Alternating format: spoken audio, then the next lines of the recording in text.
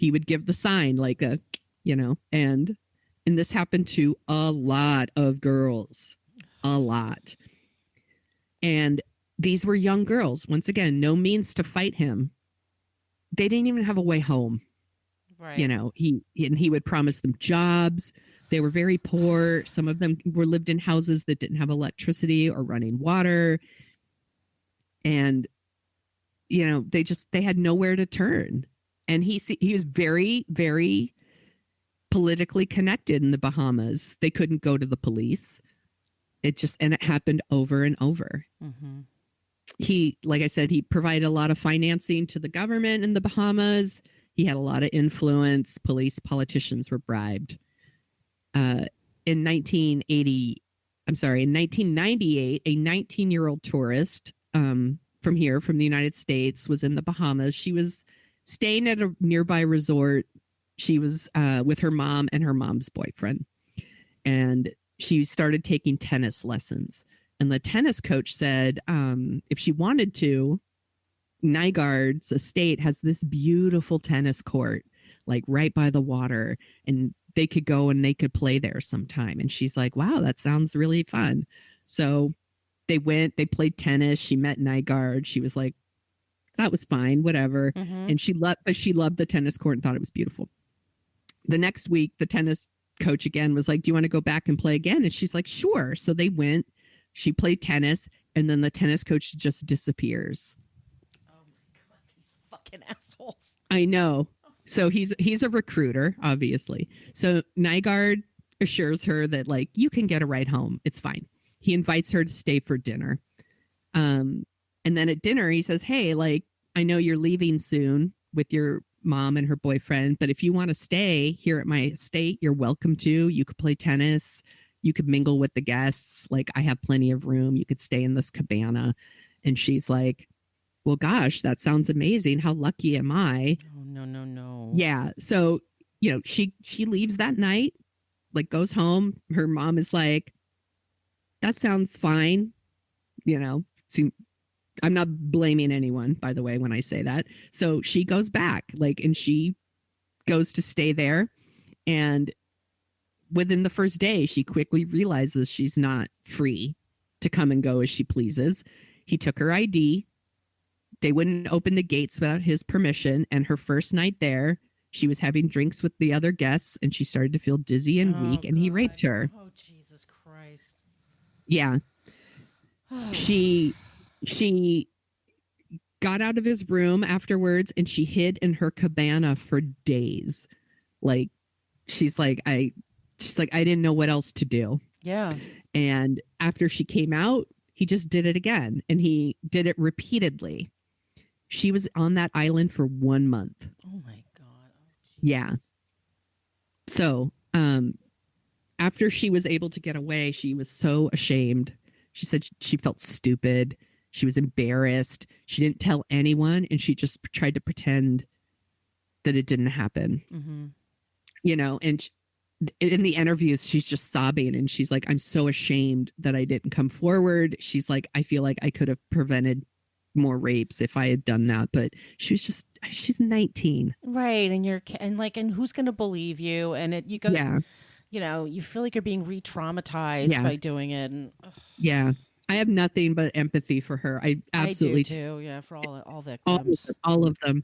So she says during one of the assaults, she's like in Nygard's room and she's trying to fight him off, and that at one point, Nygard's teenage son named Kai came knocking on the door looking for his father, and like she said that her heart was absolutely broken for Kai.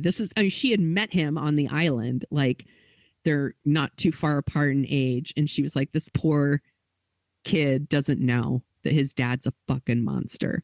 Right. Mm-hmm. And then in the Dateline special, there's actually this footage of Kai and this victim. They get together and they chat and like they hug. And he's just like, you can see that he is so genuinely horrified about what happened to her. And it just breaks your heart. And like, so Kai has actually legally changed his last name from Nygard to his mother's maiden name, Bickle.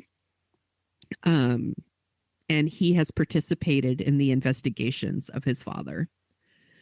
And he's in both the documentaries that I watched about Nygard. And he said, this is, and he's like, he's almost crying. And he says, I'm just sorry, and I have to do that.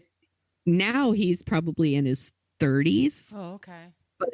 But he really didn't know at the time that these things were happening. And now he's just like, I want the survivors to know that I believe them. And he's like, we should all be working together to compile evidence. And he says, it breaks my heart to say this about my own father. Wow. He's been clearly nothing but amazing, like trying to help build the case against his own father, which must be crazy hard. So Nygard has 10 children with 8 women. These are 10 children that they know about. Like, Kai 100% believes there's way more kids out there that they don't know about. So he didn't harvest all of them for their their stem cells. Okay. Yes. So he has 3 that's like Kai, Bianca, Aaliyah, and then there's Micah, Jessar, Scarlett, and a young one named Zar. Is like XAR. I don't know. These Finnish names are tough. Yes. Sorry, everybody. And then there's a girl named Micah, and there's one named Scarlett. But here's the one I'm going to focus on now. One of his children is actually like a result of rape, and that is the child from supermodel Beverly Peel. So why am I struggling with her name? Supermodel Beverly Peel. So, and she's, by the way, gorgeous. Gorgeous. Like, go look her up. She was in like some of those George Michael videos in the 90s. She was a legit supermodel, super beautiful. She, back in the 90s, she was brought to his beach house to talk about working together. He wanted her to be the face of Nygard International. And then shortly after she signed her contract, he followed her into the bathroom and he raped her. Oh, for God's sakes. Oh, no. Yeah. Once again, even now we're talking about a model who's really famous. She was still like, no one will believe me. Yeah. Right. Yeah. She was stuck in her contract for 3 years. Oh, she's about to get married, and it turned out she was pregnant. She didn't even know the baby was Nygard's until the baby was born. When the baby was born, because for those who don't know, Beverly Peel is African American. I believe her husband also African American, and the baby was born, and the baby is half white, like looks, not like her husband, looks like Peter Nygard. Did the husband know? No, she hadn't told him. Oh, so clearly, like, I don't know what happened with her and her husband, but eventually they split, her and her husband, which is absolutely awful. I don't know if it's because she didn't tell him what really happened, or I don't know. And she let Nygard have a relationship with their son. So, Trey, that's the name of the son. He actually has like a lot of fond memories of his dad, like dad teaching him volleyball and stuff like that. But eventually she told him the truth, and he's the one who encouraged her to come forward and tell her story, which another, like, that's a good kid. Yeah. So he encouraged her to go public and join the cases to bring Nygard down. And he seems like a really good kid too. Yeah. So here's what finally brought him down. All of this is going to tie together, I promise. So a young, naked, very scared victim got out of his Bahamas compound, and she was found on Louis Bacon's side of the island. So Louis Bacon is a billionaire hedge fund manager, and he shared this island with Nygard, and they were very different people. So like Nygard is like his his estate is his compound. It's just like, yeah, like everything looks like a Mayan temple and everything's gigantic and loud and parties. And like Louis Bacon is like very respectful of the land. And he's more conservative. He's a conservative, but he's a hedge fund manager. Right. Of course. So they have very, very different tastes, but they had like this shared roadway. And at one point there was this like puddle that was forming in the roadway, and they got into an argument over who was responsible for this puddle. This is ridiculous. It had just led to 24 different lawsuits between the two of them. And over 10 years, they were fighting. And Nygard, during this time, hired henchmen to firebomb cars on his property, break into Bacon's office, and hired investigators to dig up dirt. At one point, he hired like a filmmaker to make fake videos that made it look like Bacon was a member of the KKK. Oh, for God's sakes. Yes. Crazy. I'm telling you, not where I thought this story was going when I started this research. So at a certain point, the filmmaker who was making these videos was so terrified of Nygard that he gave all the footage to Bacon and then went into hiding. He was so afraid of him. So, was he in the bushes hiding? Like, yeah, he's like hiding on the property. He's dressed as a bush. You can't see me. You can't see me. So, cut back to this girl who's found on his property. Obviously, Louis Bacon is very concerned about what's going on over there. He didn't know that this was going on over there, but he's very concerned. He can't go to local authorities. He knows he can't. So he hires his own investigators, and they start looking into Nygard and talking to people around the island.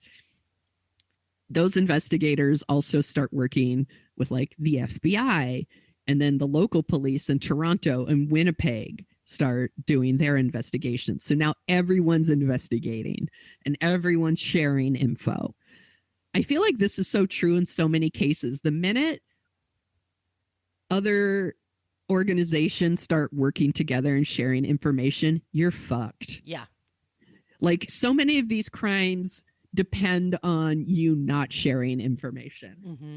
And here they are sharing their information. So with the help from all these victims finally sharing their stories. I'm sorry, I said finally. I made it sound like finally. No, they start sharing their stories. Nygard's son Kai helps them like dig up as much as he can. Nygard was actually arrested in December 2020 in Winnipeg, Canada. The day after, he was charged with federal indictments in the United States, and he has agreed to be extradited to the U.S. He also faces sexual assault charges in Canada.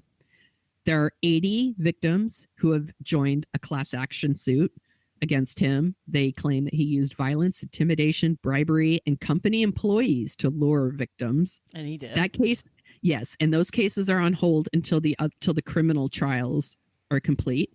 So right now, Nygard has been charged by Toronto police with 6 counts of sexual assault and 3 counts of forcible confinement. And these all took place between 1987 and 2006. He is also facing charges from the Winnipeg police. That was a 10-month investigation. These were all like sexual assaults. 8 women are involved in that. On top of that, there's more. But wait, there's more. 2 of Nygard's own sons are suing him, and they claim, and this is fucked up, that he hired a sex worker to rape them when they were teenagers. He wanted to make a man out of them. Teach him the ropes. Yep. So according to court documents filed in the Southern District of New York, you don't fuck with them, by the way. No. In August 2020, 2 of his sons, they're not identifying themselves. They're just going by John Doe 1 and John Doe 2, alleged that they were sexually assaulted when they were 14 and 15 years old. It's pretty awful. They're claiming that, and that they used money from the company to do it. So I'm thinking that Kai had something to do with bringing that information in because he had access to like company.